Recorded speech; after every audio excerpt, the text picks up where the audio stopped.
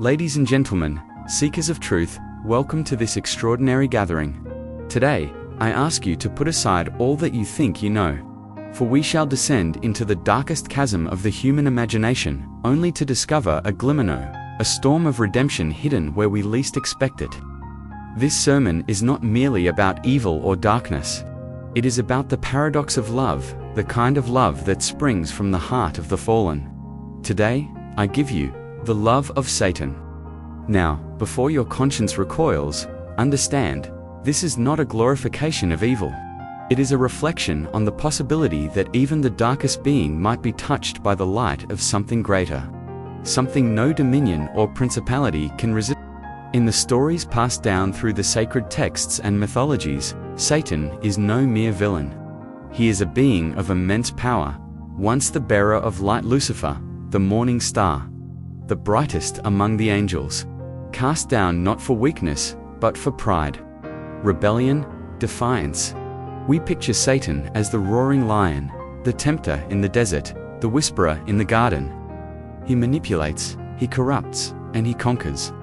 The force behind empires, the architect of despair. He is not weak, he is terrifyingly strong. His brilliance deceives, his beauty blinds, and his power enslaves. He is the one who challenged the throne, and he did not fall, he was thrown down. And yet, even in this, he carved out a kingdom in hell. He reigns over fire and suffering not as a servant, but as a king. And yet, power, when isolated, is empty. Dominion, without meaning, is despair.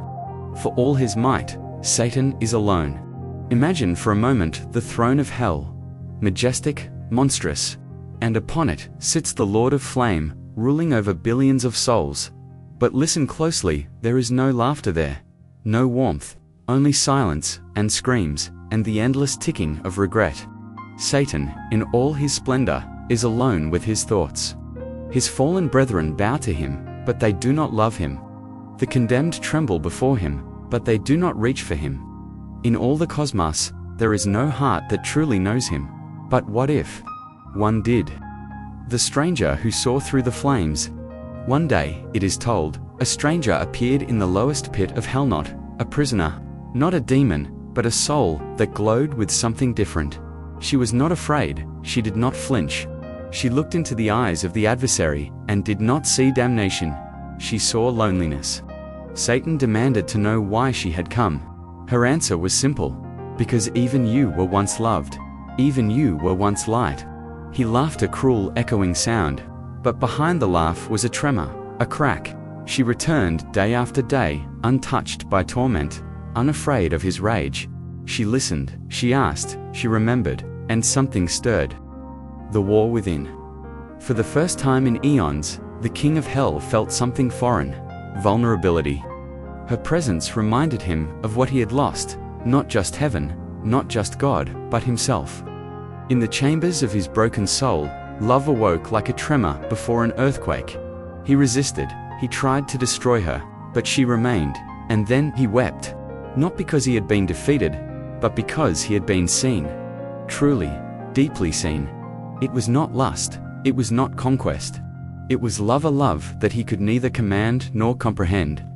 He who had corrupted love, now stood corrupted by it.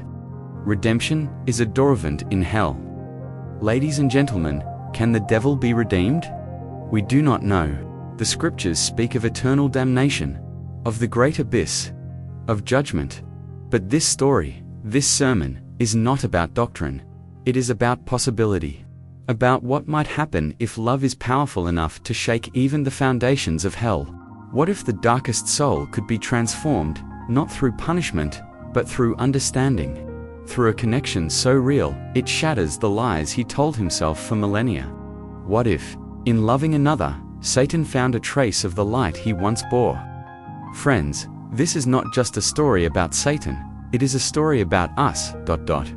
Because inside each of us is a war, a pride that resists grace, a fire that tempts us towards self-destruction, a loneliness we dress up in power. But true love is not blind. It sees the monster, and still reaches out.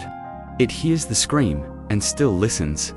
It walks into fire, not because it's foolish, but because it believes.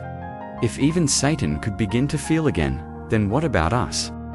What about the ones we've given up on? What about the parts of ourselves we've damned? Today, let this story remind you that no soul is beyond hope, that love does not fear the dark, that perhaps, just perhaps, the heart of hell might be the very place where redemption roars the loudest. And if love could change Satan, what might it do for you? Amen.